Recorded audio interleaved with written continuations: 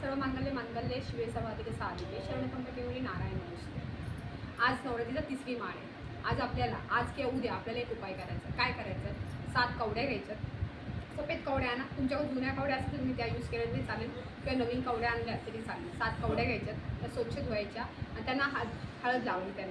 हळद लावून पिवळ्या करायच्या आणि त्याच्यावर तुम्हाला 1 वेळा असेल सुक्तम, 1 वेळा व्यंकटेश स्तोत्र, 16 वेळा नवार्ण मंत्र, 16 वेळा महालक्ष्मी गायत्री मंत्र, 16 वेळा विष्णू गायत्री मंत्र आणि 16 वेळा कुबेर गायत्री मंत्र अशी पूजा करायची. 1 माळ श्री स्वामी समर्थ मंत्राची करायची.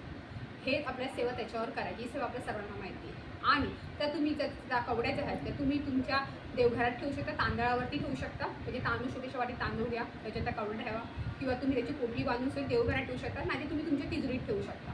हा उपाय नक्की करा. ह्या उपायाने काय होतं? अखंड लक्ष्मी, स्थिर लक्ष्मी राहते. कारण पैसा तर आपल्याकडे भरपूर येतो पण तो टिकत नाही. तो टिकावा यासाठी हा उपाय करायचा. श्री स्वामी.